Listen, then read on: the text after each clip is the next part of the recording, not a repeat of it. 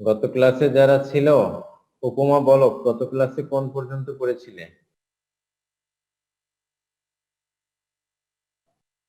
Ontology ontology পড়ানো হয়েছিল। আচ্ছা, এরপরে আমি বলেছিলাম যে এই মেথোডোলজির পার্ট থেকে আমরা একটু সামনের দিকে এগিয়ে যাব, যেহেতু আমরা মেথোডোলজির চ্যাপ্টারটা পড়তেছি।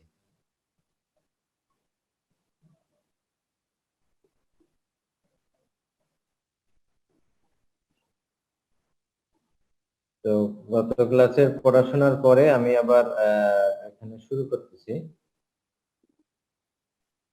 স্যার হ্যাঁ, স্যার গেস্ট যে ওর নাম ফায়াজ ফায়াজ আলম। কিন্তু ফাইয়াজ ওর আসে না কেন? ওর মাইকে সমস্যা হচ্ছে, বলতে পারতেছে না। জি কিন্তু ও তো ওর কি বলে একটা ছবি দিয়ে দিবে যাতে আমি চিনতে পারি, বা ওর নামটা দিয়ে দিবে। ওখানে তো ওর নামটা নেই, ফাইয়াজের নাম নাই, শুধু জি গেস্ট স্যার, লেখা। বলতেছি।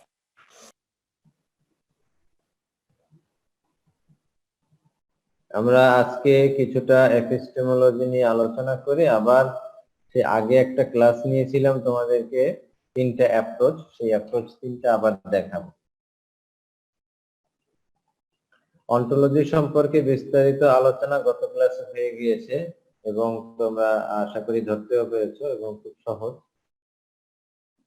আর এপিস্টেমোলজি আসলে কি, যে আমরা যে জ্ঞানটা অর্জন করি সেটা কিভাবে জানি। একদম শুরুর দিকে তোমাদেরকে এই নিয়ে কিছু কথাবার্তা বলা হয়েছিল, যদিও তোমরা কতজনে ধরতে পেরেছো জানি না। একদম শুরুর দিকে বলা হয়েছিল কথাবার্তা।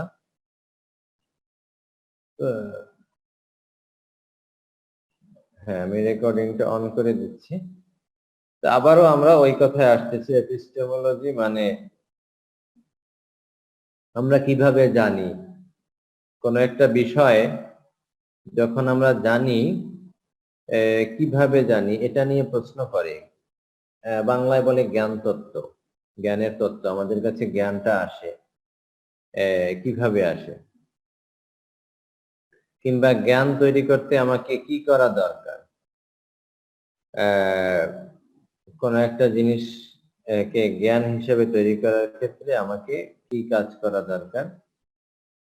এইটাই মূলত এপিস্টেমোলজি আমাকে বলে, যে জ্ঞানটা কিভাবে আসে, জ্ঞান তৈরি করতে আমি কি করি,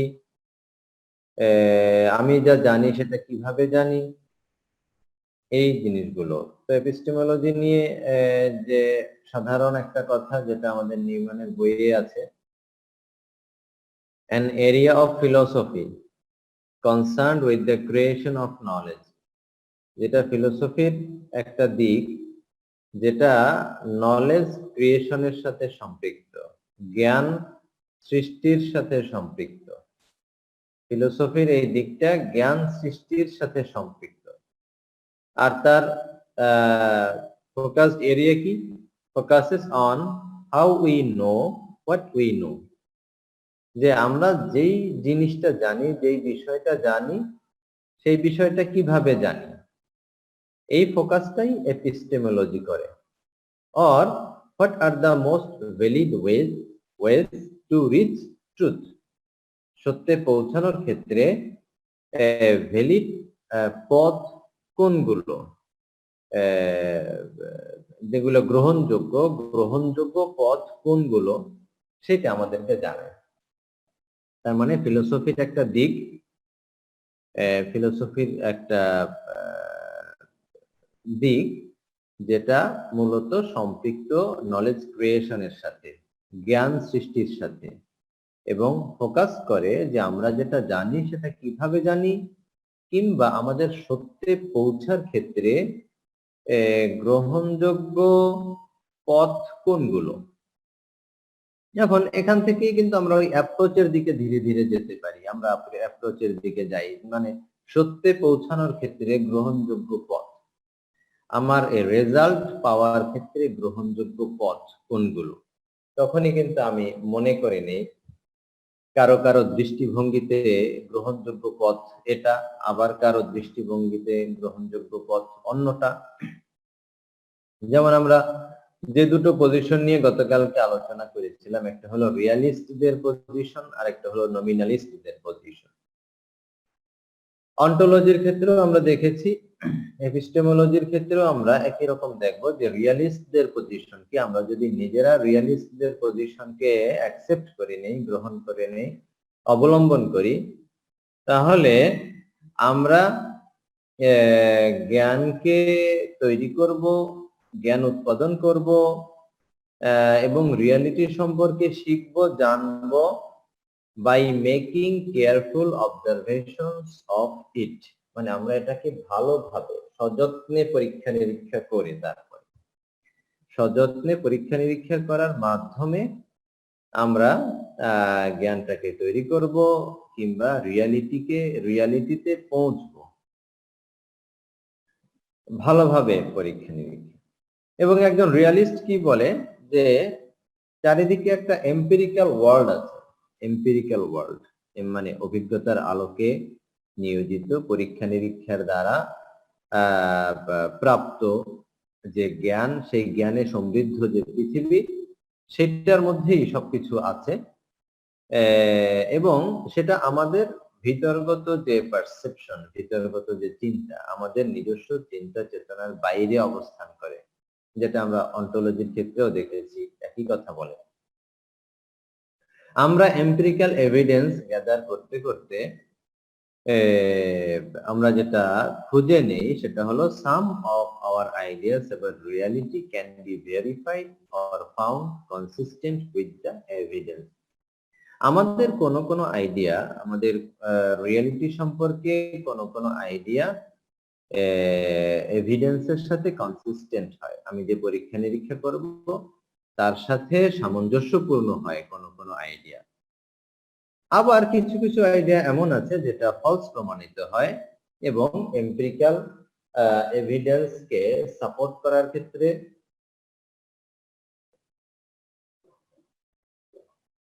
দুর্বলতা থাকে। তার মানে এখানে আইডিয়াকে প্রাধান্য কখন দেওয়া হয়? যখন আমার আইডিয়াটা এম্পিরিক্যাল এভিডেন্সের সাথে সামঞ্জস্যপূর্ণ থাকে, তখন আমরা সামনে এগিয়ে যাই। আবার যখন সেটা এম্পিরিক্যাল এভিডেন্সের সাথে সামঞ্জস্যপূর্ণ থাকে না, তখন আমরা রিয়ালিস্টিক ধারণা থেকে, রিয়ালিস্টিক পজিশন থেকে আসলে জ্ঞান হিসেবে সেটাকে সাপোর্ট করি না। এবং যখন আমরা এম্পিরিক্যাল রিয়ালিটিকে ইনভেস্টিগেট করি, তখন আমরা আলাদা করে ফেলতে পারি, যে সত্যকে মিথ থেকে আলাদা করতে পারি, কোনটা সত্য এবং কোনটা মিথ, এটার মধ্যে আমরা ব্যবধান খুঁজে পাই এবং ব্যবধান খুঁজে পেয়ে আমরা একেবারে অবজেক্টিভ নলেজে পৌঁছানোর চেষ্টা করি। একদম নলেজের যে মূল বিষয়ে আমরা যাওয়ার চেষ্টা করি। তখন আমরা যখন আমাদের আইডিয়াগুলোকে ভেরিফাই করি, ভালোভাবে ভেরিফাই করার পরে আমরা যখন একটা জায়গায় অবস্থান নিতে পারি, একটা জায়গায় পৌঁছতে পারি, তখন আমরা বড় প্রিন্সিপাল গুলোকে করার চেষ্টা করি। We will discover broad laws to explain what reality contains and how it works.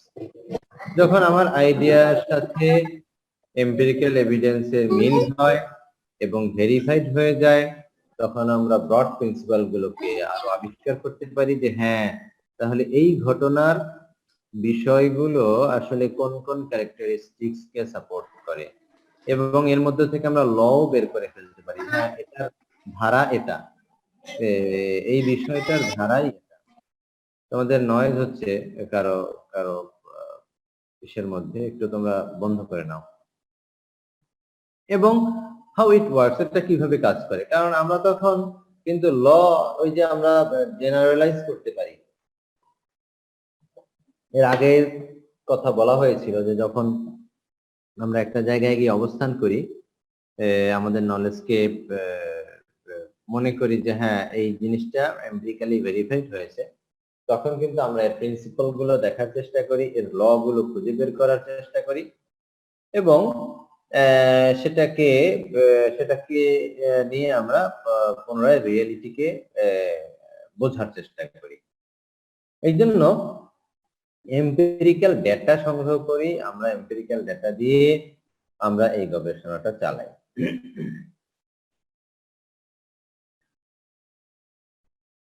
তো এর মাধ্যমে আমরা রিয়েলিটি খোঁজার চেষ্টা করি। এটা হলো রিয়ালিস্টদের পজিশন। নমিনালিস্টদের পজিশন কি? আমরা নিজেরাই যদি কোনো নমিনালিস্টদের পজিশন অ্যাডপ্ট করি তাহলে আমরা কি করব?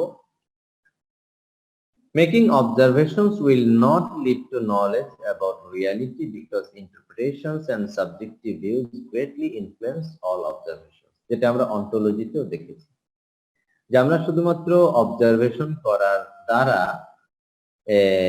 একটা নলেজে রিয়েলিটি সম্পর্কে যে জ্ঞান, সেই জ্ঞানে আমরা বুঝতে পারবো না। কারণ হলো ইন্টারপ্রিটেশনস এবং সাবজেক্টিভ ভিউজ, এটা অবজারভেশনের উপরে প্রভাব বিস্তার করে।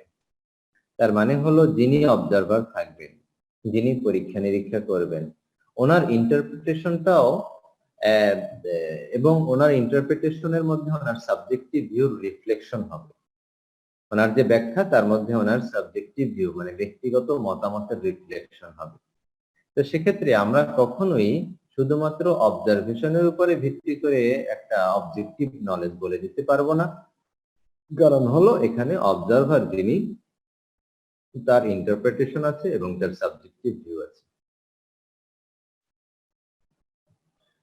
এবং এই ধারণায় আমরা যে সমস্ত জনগণ নিয়ে গবেষণা করব, তাদের ইন্টারপ্রিটেশন, তাদের সাবজেক্টিভ ভিউ, সেই জিনিসটা এখানে চলে আসবে এবং এভাবেই রিয়েলিটি বের হয়। মানে রিয়েলিটি শুধুমাত্র অবজারভেশনের মাধ্যমে আসে না।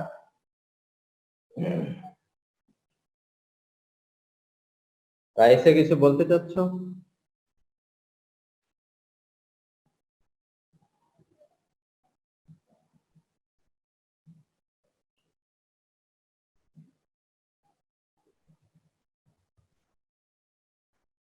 রাইসা কিছু বলতে চাচ্ছ?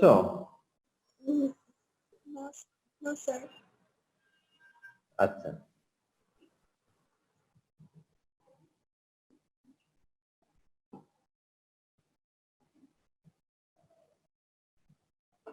এবং নমিনালিস্টরা এই কথা বলতেছে যে অবজেক্টিভ আউট দেয়ার, যেটাকে রিয়েলিস্টরা বলেছে এটাই হলো অবজেক্টিভ আউট দেয়ার। নমিনালিস্টরা বলতেছেন যে এটাকে কখনোই সেপারেট করা যাবে না, মানে এটাকে ইন্টারপ্রিটেশন থেকে কখনোই আলাদা করা যাবে না, আমাদেরকে ইন্টারপ্রিটেশন নিয়েই চলতে হবে।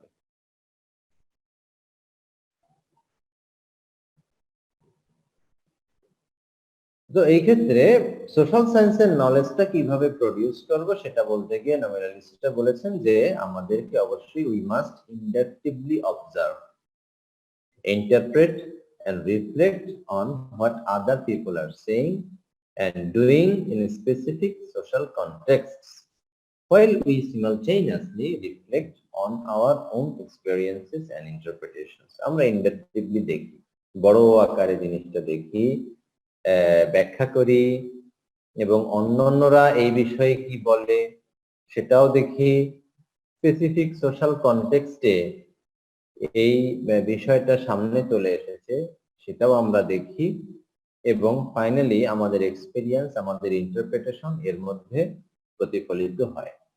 মানে কোন একটা, তখন কিন্তু আমরা নলেজটাকে একটা বড় আকারে দেখি, ওয়াইডার পার্সপেক্টিভ থেকে দেখি, একটা ছোট গণ্ডির মধ্যে দেখি না যে এর সাথে এই ইন্টারপ্রিটেশন জড়িত, এভাবে সাবজেক্টিভ ভিউ জড়িত আছে, এভাবে আদার্স পিপলস ভিউ জড়িত আছে, এই কনটেক্সট জড়িত। কারণ এই কনটেক্সট যদি না হতো তাহলে হয়তো এরকম হতো না, অন্যরকম হতো। এইভাবে আমরা জ্ঞানটাকে দেখি আর এখান থেকেই মূলত আমরা যাচ্ছি সেই তিনটা অ্যাপ্রোচের দিকে, যে তিনটা অ্যাপ্রোচ সম্পর্কে তোমাদেরকে এর আগেও অনেক দিন আগের একটা ক্লাসে বলা হয়েছে।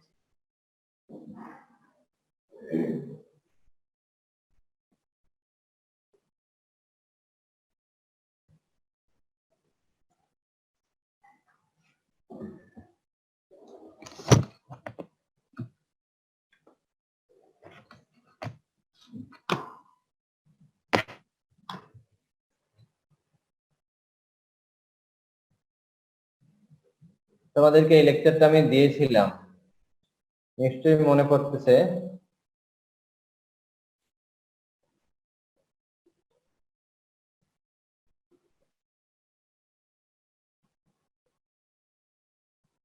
শুরুর দিকে যে আমরা মেথডোলজি সম্পর্কে আলোচনা করতে গিয়ে এই লেকচারটা দিয়েছিলাম। আবারও এই নিয়ে কিছু কথাবার্তা বলি, কারণ তোমাদের অনেকদিন অনেকেই আসেনি।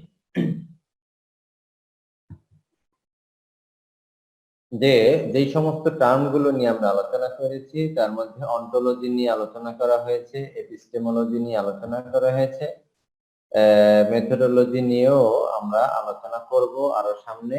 তো সেটা দেখার জন্য আমরা 3টা অ্যাপ্রোচ দেখতেছি মেথডোলজির ক্ষেত্রে, যেই স্কলাররা মোটামুটি আমাদের নিউম্যানের বইয়ের মধ্যে যেটা আছে যে 3টা অ্যাপ্রোচে বিভক্ত, 3 ধরনের মতবাদে বিভক্ত।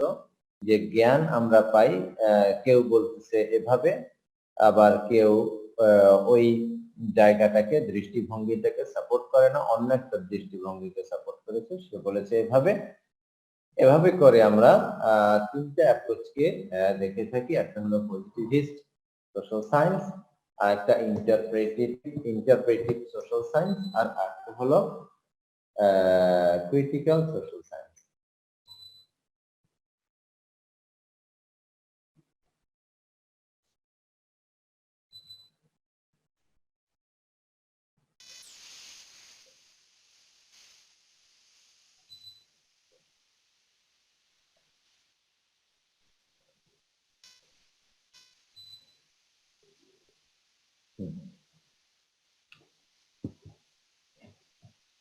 পজিটিভিস্ট সোশ্যাল সায়েন্স, যে কথাটা আমরা সেই এর আগেও দেখিয়েছিলাম যে পজিটিভিস্ট এবং এমপিরিসিস্ট কাছাকাছি চিন্তা ভাবনা করে। তাদের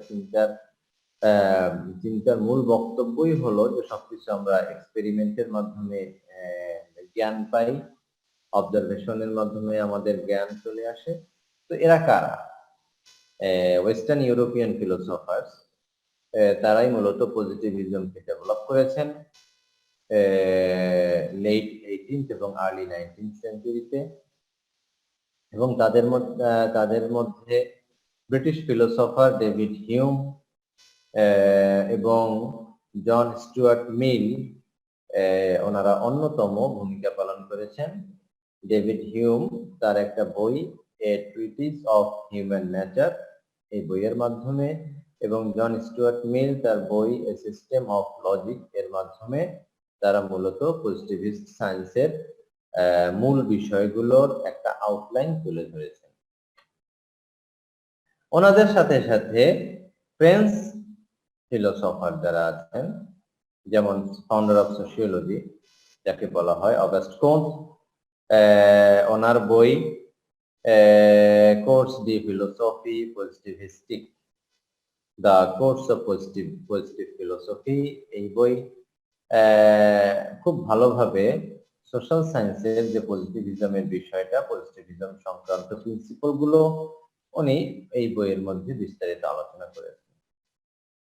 ডুরখেইমের বই, সেটাও মূলত rules of the sociological method.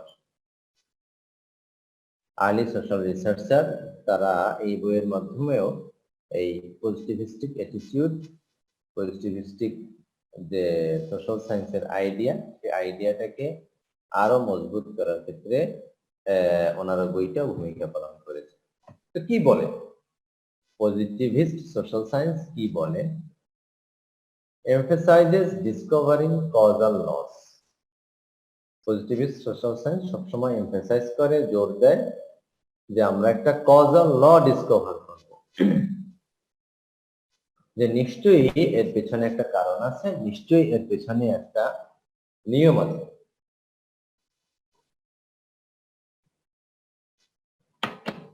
এই নিয়মের মধ্য দিয়েই চলে এই বিষয়টা, আর পেছনে একটা কারণ আছে, কেয়ারফুল এম্পিরিক্যাল অবজারভেশন। এই কারণে তারা খুব সযত্নে এম্পিরিক্যাল অবজারভেশন করে এবং ভ্যালু ফ্রি রিসার্চ। পজিটিভিস্টরা বিশ্বাস করে যে রিসার্চ হবে সম্পূর্ণ ভ্যালু ফ্রি, এবং শুধুমাত্র কজাল অবজারভেশনের উপরে ভিত্তি করে রেজাল্ট সামনে চলে আসবে। এক্ষেত্রে রিসার্চারের যে ইন্টারপ্রিটেশন কিংবা রিসার্চারের বোধ, কালচার, বিলিফ, এটার কোনো রিফ্লেকশন এই রেজাল্টের উপরে হবে না। দ্যাট মিনস তারা অবজেক্টিভ নলেজ এই জিনিসটাকে প্রাধান্য দেয়। রিয়ালিটি ইজ এম্পিরিক্যালি এভিডেন্ট, তারা রিয়ালিটিকে বলে যে এটা হলো এম্পিরিক্যালি এভিডেন্ট।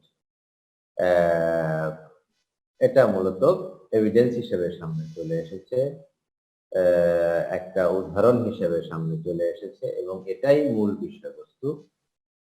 আর মানুষ ইন্ডিভিজুয়ালিস্টিক রেশনাল থিঙ্কার হিসেবে তারা হিউম্যান বিইংকে চিন্তা করে যে হিউম্যান বিইং সবসময় রেশনাল থিঙ্কার, সে রেশনাল থিঙ্কিং করবে, যৌক্তিক চিন্তা ভাবনা করবে, যৌক্তিক চিন্তার মাধ্যমে, যৌক্তিক চিন্তার দ্বারাই সে একটা রেজাল্টে পৌঁছবে। যৌক্তিক চিন্তা মানে কি? মানে হিউম্যান বিইং সে এই চিন্তাটা করবে যে এন্ডে পৌঁছানোর জন্য একটা সঠিক মিনস অবলম্বন করা দরকার।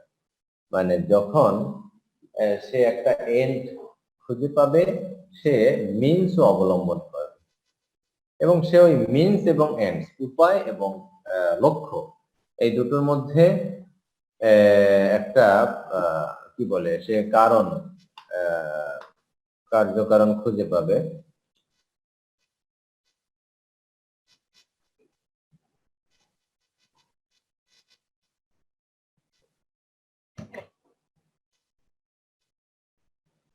ডিসকানেক্টেড হয়ে যাচ্ছে রাইসা বলতেছ। আমরা তো অবশ্যই ক্লাসে থাকবো, যতটুকু শুনতে পারো শোনার চেষ্টা করো। এর পরবর্তীতে আমি তো রেকর্ডিংটা পাঠিয়ে দিচ্ছি তোমাদের, পরে সেকেন্ড টাইম যখন রেকর্ডিংটা পাও বুঝতে আরো সহজ হবে এবং এই লেকচারটাও তো তোমার ঠিক আছে। ক্লাসে থাকো।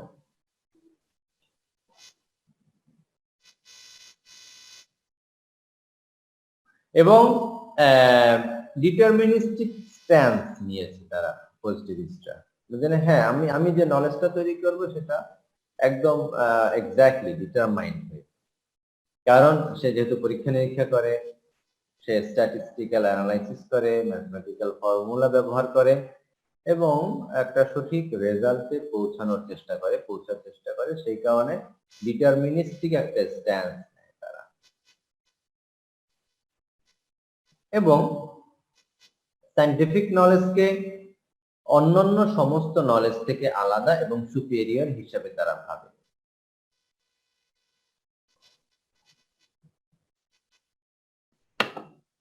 যে নলেজ যেটা হবে অবশ্যই সায়েন্টিফিক নলেজ হবে এবং অন্যান্য নলেজ থেকে আলাদা হবে, সুপিরিয়র হবে। এবং এক্সপ্লানেশনটাকে তারা নোমোথেটিক হিসাবে দেখে and advance via deductive reasoning, deductive reasoning এর মাধ্যমে আস্তে আস্তে সামনে আগায়। তার মানে এটাকে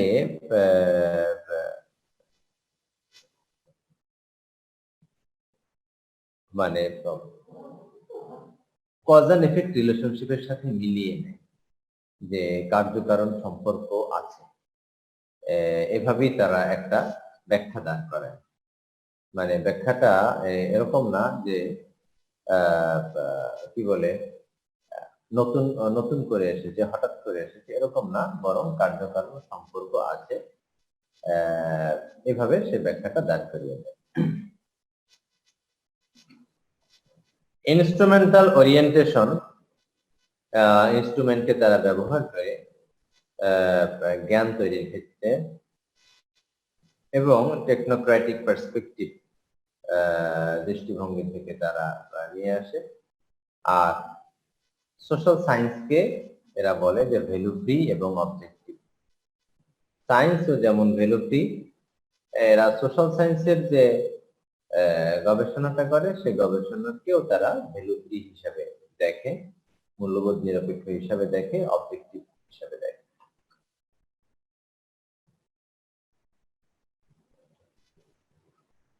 ইন্টারপ্রেটিভ সোশ্যাল সায়েন্স, ইন্টারপ্রিটেশনে যারা বিশ্বাসী, ব্যাখ্যায় যারা বিশ্বাসী, এদের মধ্যে অন্যতম হলেন ম্যাক্স ওয়েবার, যিনি মূলত তারও আগে জার্মান ফিলোসোফার উইলহেম ডিলফে থেকে কিছু ধারণা পেয়েছেন।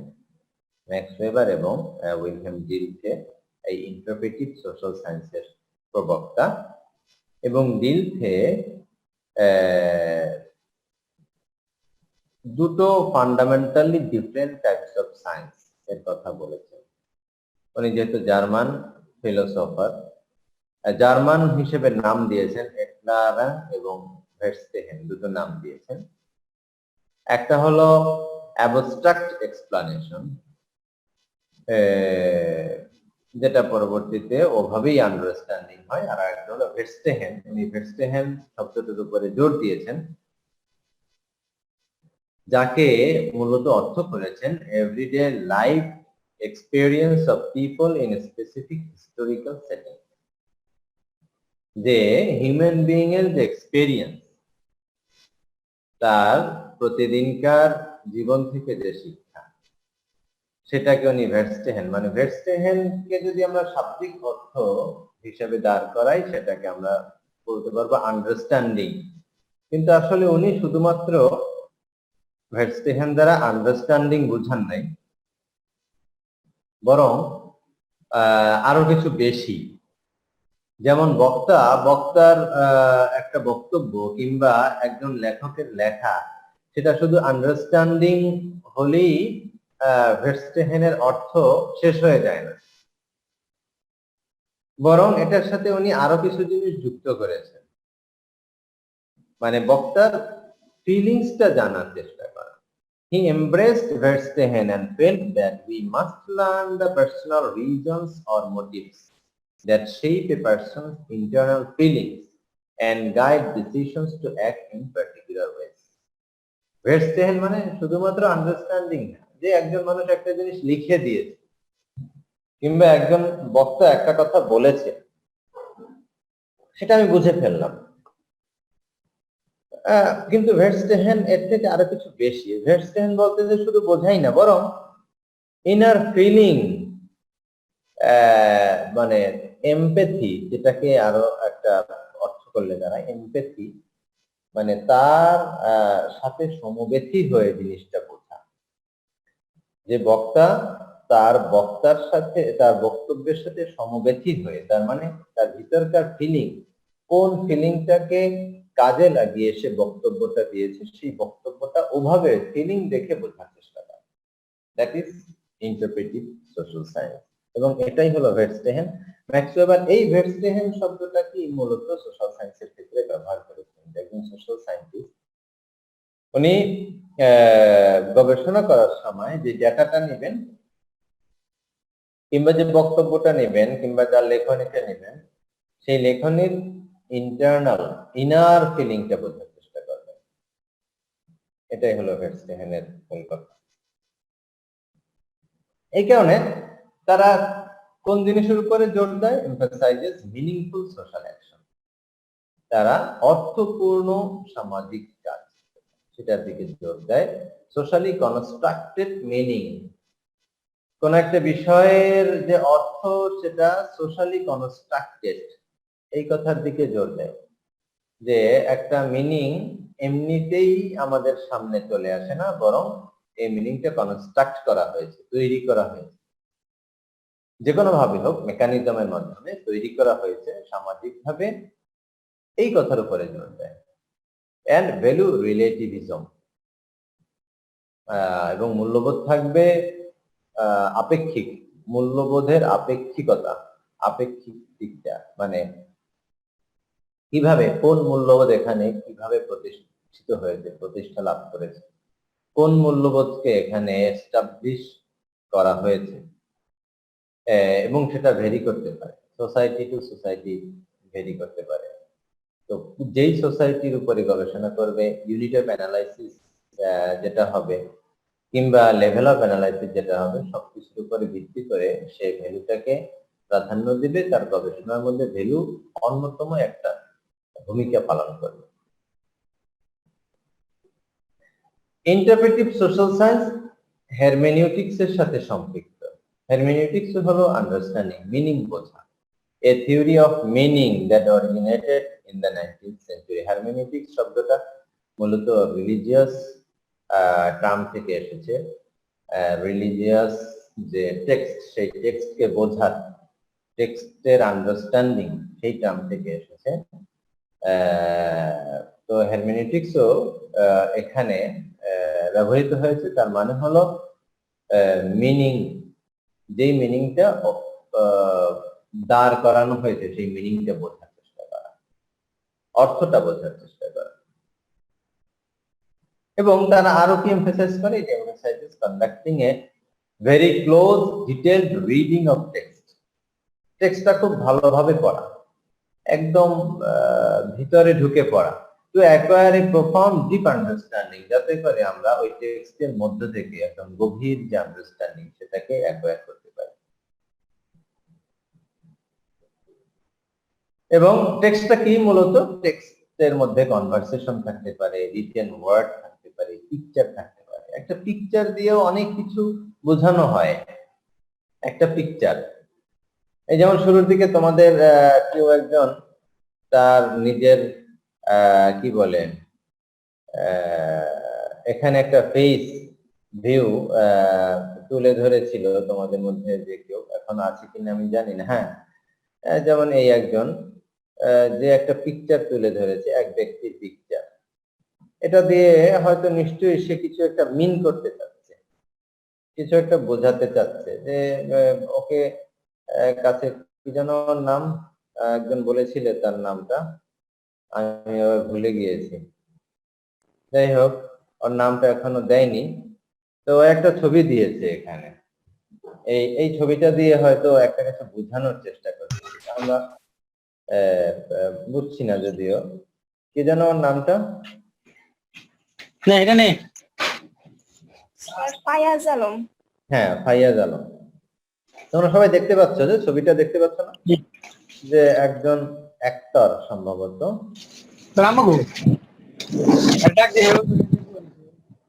তো তার একজন মানে একটু সঠিকভাবে রাগান্বিতও না, কোন একটা বিষয়ে সে খুব হতাশাগ্রস্ত, এবং সেই কারণে কান্নার একটা ভান। তো এই পিকচারটা দিয়েও হয়তো সে অন্য কিছু বোঝাতে যাচ্ছে। ফাইয়াজকে হয়তো জিজ্ঞাসা করলে বোঝা যাবে যে সে তার ফেস ভিউতে এই পিকচারটা কেন দিয়েছে। ঠিক তার আগেও আমরা আরো একজনের একটা ছবি দেখেছিলাম। হ্যাঁ, ফাহিম মুকেশ একটা ছবি দিয়েছিল, কিন্তু এখন আবার তার নিজের ছবি এবং তার কোনো ভাগনা ভাগ্নে হতে পারে, তার একটা ছবি দিয়েছে। ফাহিম মুকেশও এর আগে একটা ছবি দিয়েছিল, ঠিক না? ফাহিম মুকেশ, তুমি আছো ক্লাসে?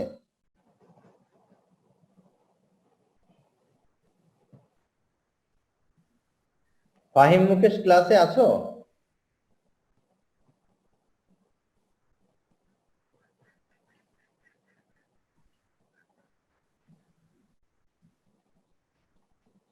ফাহিম মুকেশের দৃষ্টি আকর্ষণ করছি। ফাহিম মুকেশ ক্লাসে আছো? নেই, যাই হোক। তো ও একটা ছবি দিয়েছিল এর আগে, একটা ব্যাঙের ছবি, কিন্তু আবার সেটাকে অন্য একটা ড্রেস পরানো। হয়তো তার ছবির মাধ্যমে কিছু একটা জিনিস মিন করতে পারে, কারণ ইন্টারপ্রেটিভ অ্যাপ্রোচ, ইন্টারপ্রেটিভ সোশ্যাল সায়েন্টিস্ট, সে যে কোনো টেক্সট দেখবে, রিটেন ওয়ার্ড দেখবে, কিংবা পিকচার দেখবে, এবং সে চিন্তা করবে যে এই পিকচার অনেক কিছু মিন করে, এই টেক্সট অনেক কিছু মিন করে, এই রিটেন ওয়ার্ড অনেক কিছু মিন করে। তো সেক্ষেত্রে সে ওই রিডিংটাকে to discover deeper richer meaning, একদম গভীর মিনিংটা ডিসকভার করার চেষ্টা করে, that are embedded within the text. এই মিনিংটা এই টেক্সটের মধ্যে আছে। একটা টেক্সট তুমি পড়ো, সেই টেক্সটের মধ্যে কখনো এমন একটা টেক্সট, একটা লেখনী, সেই লেখনী মানুষকে হাসায়, আবার কোন লেখনী মানুষকে কাঁদায়, অথচ অল্প একটু লেখনী, কি কি আছে ওই লেখনীর মধ্যে, যে মানুষের ফিলিংটাকে কভার করার চেষ্টা করে, ওই লেখনী মানুষের ফিলিংটাকে ইনফ্লুয়েন্স করে। তো একজন ইন্টারপ্রেটিভিস্ট সে ওই ভেতরগত মিনিংটা নিয়ে আসার চেষ্টা করে। সাবজেক্টিভ এক্সপেরিয়েন্সের মাধ্যমে, যে সে দেখে যে ওই টেক্সটের মধ্যে কি কি সাবজেক্টিভ এক্সপেরিয়েন্স আছে। এই হলো মোটামুটি ইন্টারপ্রেটিভ অ্যাপ্রোচ। আরো কিছু কথাবার্তা আছে। The purpose of social science is to understand social meaning in context. তাহলে সোশ্যাল সায়েন্সের যে পারপাস, উদ্দেশ্যই হলো কনটেক্সটের একটা সোশ্যাল মিনিং খুঁজে বের করার চেষ্টা করা, এবং এটাকে কনস্ট্রাকশনিস্ট ভিউও বলা হয়, যে তারা সোশ্যাল মিনিংকে কনস্ট্রাক্ট করে, তৈরি করে। আর মানুষকে ধরা হয়েছে ইন্টারেক্টিং সোশ্যাল বিইং, যে মানুষ একজন আরেকজনের সাথে ইন্টারাকশন করে, এবং postulate of adequacy with people being studied, যে সমস্ত জনগণকে নিয়ে কাজ করা হয়, যে সমস্ত জনগণকে স্টাডি করা হয়, তাদের সম্পর্কে অ্যাজাম্পশন গুলোকে ভেরিফাই করা হয়, এবং সোশ্যাল সায়েন্টিফিক এভিডেন্সকে বলা হয়েছে এটা হলো কন্টিনজেন্ট এবং কনটেক্সট স্পেসিফিক। কন্টিনজেন্ট মানে হলো যে একদম স্ট্যাটিক না, ফিক্সড না, পরিবর্তন হতে পারে, এবং কনটেক্সট স্পেসিফিক, এই কনটেক্সটে এই রকমের, যখন কনটেক্সট ভিন্ন হবে তখন সেটা ভিন্ন রকমের হবে। নলেজের ক্ষেত্রে প্র্যাকটিক্যাল ওরিয়েন্টেশনটা নেওয়া হয়, এবং social science should be relativistic regarding value position. Value পজিশনের ক্ষেত্রে সোশ্যাল সায়েন্সটা রিলেটিভিস্টিক হয়, আপেক্ষিক হয়, যে এই অবস্থানে ভ্যালু পজিশনটা এরকমের, এই অবস্থানে অন্যরকম। এখন আসো critical social science. Critical social science কি বলে? এরা এমফাসাইজ করে combating surface level distortion. Surface level যে ডিসটরশন, সেটাকে কমব্যাট করে, সেটাকে মোকাবেলা করে, যে না, আমি সারফেস লেভেল থেকে কোনো কিছু দেখবো না, যে উপর থেকে যা দেখবো সেটাই বিশ্বাস করব, যেই ঘটনাটা দেখবো সেই ঘটনা নিয়ে বিশ্বাস করব, এইটার সাথে সে যুদ্ধ করে। মাল্টিপল লেভেলস অফ রিয়ালিটি, রিয়েলিটির বিভিন্ন রকমের লেভেল হতে পারে। and value based activism for human empowerment, human এম্পাওয়ারমেন্টের জন্য ভ্যালু বেসড অ্যাক্টিভিজমকে তারা এমফাসাইজ করে, যে এখানে ভ্যালুকে প্রাধান্য দেওয়া হয়, মূল্যবোধকে প্রাধান্য দেওয়া হয়।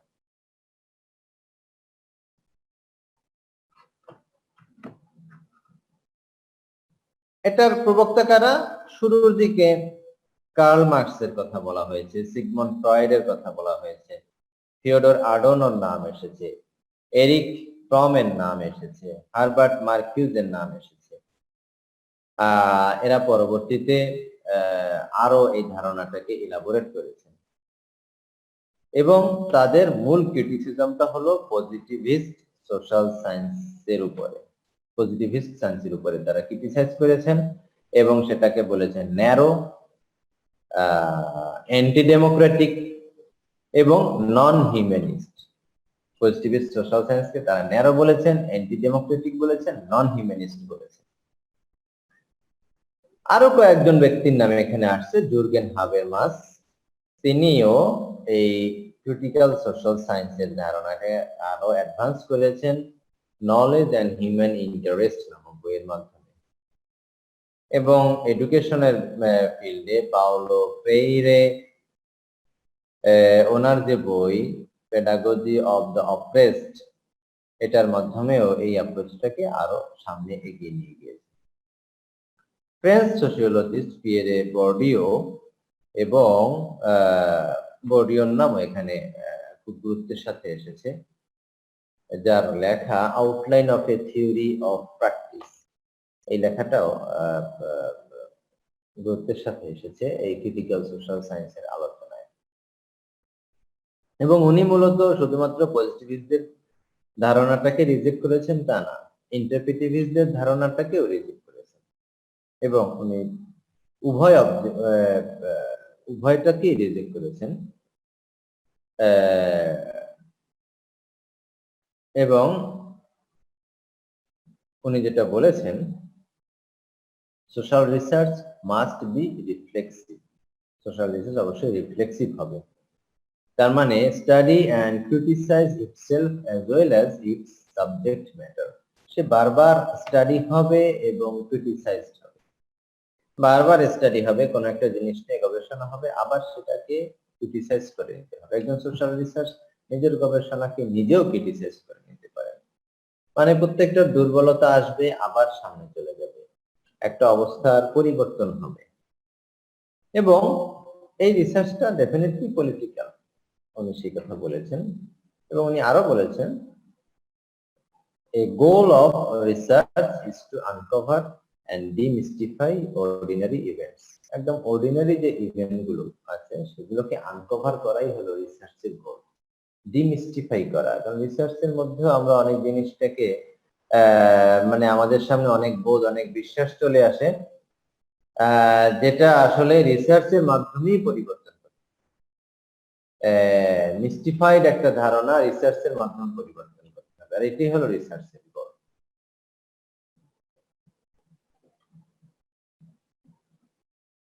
এর সাথে সাথে আইএসএস যারা ইন্টারপ্রেটিভ সোশ্যাল সায়েন্স, তারাও কিন্তু পজিটিভিস্ট সোশ্যাল সায়েন্সকে ক্রিটিসাইজ করেছে। কিভাবে? Failing to deal with the meanings of real people.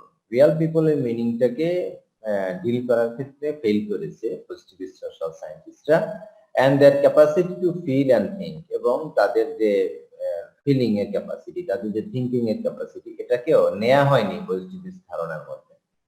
For ignoring social context, তারা যেহেতু সোশ্যাল কনটেক্সটকে ইগনোর করেছে, এই কারণে তারা পজিটিভিস্ট সোশ্যাল সায়েন্টিস্টকে ক্রিটিসাইজ করেছে। And for being anti humanist হওয়ার কারণে ক্রিটিসাইজ করেছে। অন্যদিক থেকে ক্রিটিক্যাল সোশ্যাল সায়েন্টিস্টরা তারা কি করতেছে? Agrees with most such criticism. এই ইন্টারপ্রেটিভিস্টদের যে ক্রিটিসিজম, পজিটিভিস্টদের উপরে যে ক্রিটিসিজম, এগুলোর অধিকাংশের উপরে তারা একমত পোষণ করছে। এবং আরো তারা বিশ্বাস করে যে positivist social science defends the status quo, যে পজিটিভিস্ট সোশ্যাল সায়েন্স সবসময় স্ট্যাটাস কোকে ডিফেন্ড করে। মানে কোনো একটা পরিবর্তন সে চায় না, কারণ ওই স্ট্যাটাস কিউ যেটা আছে সেটার সাথে তারা খুব সুখে আছে, এই কারণে ওটার উপরেই তারা গবেষণা করে, ওটাকে ধরে নিয়ে গবেষণা করে।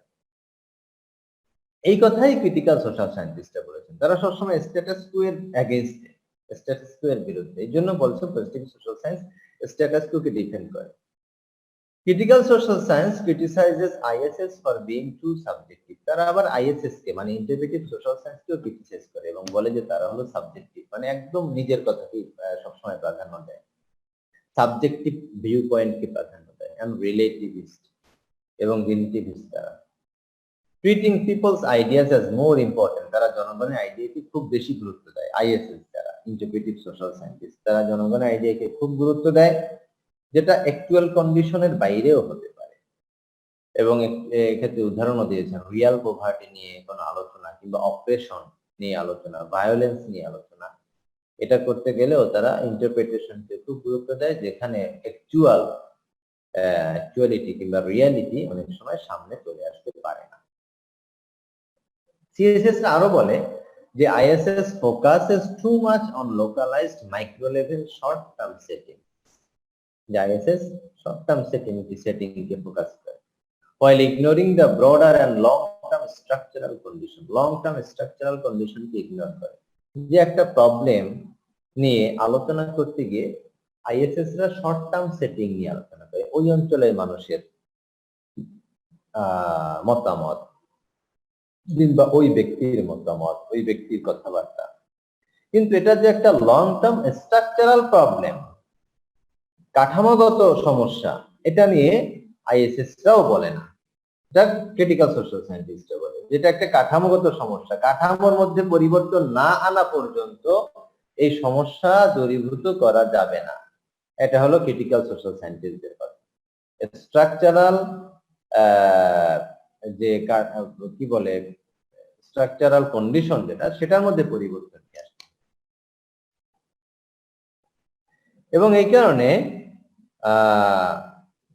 critical social scientists does become involved so that ordinary people can improve their lives. এই জন্য তারা একদম সাধারণ জনগণের কথা বলে, যে সাধারণ জনগণের যে সমস্যা, দুঃখ, দুর্দশা, সেটা স্ট্রাকচারের মাধ্যমে। এই কারণে তাদের যে জীবনযাত্রার মান উন্নত করতে হলে স্ট্রাকচারাল পরিবর্তন নিয়ে আসতে হবে। এবং ইন জেনারেল তারা এই কথা বলে, critical social science defines social science as a critical process of inquiry that goes beyond surface illusions. একদম সারফেস লেভেল থেকে বাইরে গিয়ে তারা আলোচনাকে প্রাধান্য দেয়। To uncover the real structures, তারা অরিজিনাল স্ট্রাকচারকে আনকভার করার চেষ্টা করে। ইন দ্য ম্যাটেরিয়াল ওয়ার্ল্ড, যে ম্যাটেরিয়াল ওয়ার্ল্ডের যে রিয়েল স্ট্রাকচারটা আছে সেটাকে খুঁজে বের করার চেষ্টা করে। In order to help people change conditions, তাদের উদ্দেশ্য হলো জনগণ যাতে তাদের কন্ডিশনটাকে অবস্থার পরিবর্তন করতে পারে, and build a better world for themself, এবং নিজেদের মধ্যে একটা ভালো মানে একটা পৃথিবী তৈরি করে দিতে পারে। তার মানে ক্রিটিক্যাল সোশ্যাল সায়েন্টিস্টরা মানে বলা যায় মার্কসিস্ট এবং নিউ মার্কসিস্ট ধারণার সাথে একাত্মতা ঘোষণা করে এবং স্ট্রাকচারাল পরিবর্তনের কথা বলে। স্ট্রাকচারের কারণেই যাবতীয় সমস্যা এই কথা বলে, এবং অ্যাকচুয়ালি জনগণের মানে যারা ডিপ্রেসড অপ্রেসড পিপল তাদের কথা বলে। এই হলো আমাদের মেথোডোলজিক্যাল যে তিনটা অ্যাপ্রোচ নিউম্যানের বইয়ে আছে, সেই তিনটা অ্যাপ্রোচের আলোচনা আমরা এতক্ষণ ধরে করলাম। এই লেকচারটা তোমাদের কাছে আছে, এই লেকচারটা দেখে নিও। আমরা সামনে আরো একটু এগিয়ে এই মেথোডোলজির পার্টটা শেষ করব, এবং আর একটু এগিয়ে দিতে আজকে তোমাদের উপস্থিতি বেশ ভালোই, 35 জন। আশা করি সামনে এরকম উপস্থিতি থেকে কমবে না, বরং আরো বাড়বে। আগামী সপ্তাহে আমরা আরো বাড়তি হিসাবে দেখতে চাই। রাজি আছো তো তোমরা? জি স্যার। আচ্ছা, তোমাদের কাছে এ পর্যন্ত সবগুলো লেকচারই পাঠিয়ে দেওয়া হয়েছে। সর্বশেষ আজকেরটাও আমি পাঠিয়ে দিব। এই কথার সাথে সাথে লেকচার মিলিয়ে নিউম্যানের বই মিলিয়ে তোমরা পড়াশোনা এগিয়ে রেখো। যে কোনো মুহূর্তে পরীক্ষার সিদ্ধান্ত চলে আসতে পারে, এবং তোমাদের পরীক্ষা পদ্ধতি নিয়ে গতকালকে একাডেমিক কাউন্সিল আলোচনা হয়েছে। আমরা এখন পর্যন্ত সিদ্ধান্তগুলো জানি না কি সিদ্ধান্ত হয়েছে। যতদিন ইউনিভার্সিটি সরাসরি না খুলতেছে হয়তোবা তোমাদের কিছু কিছু পরীক্ষা হয়েও যাবে। এই জন্য প্রস্তুতি নিয়ে থাকবে তোমরা, বিনা প্রস্তুতিতে থেকো না, পড়াশোনা এগিয়ে যাও।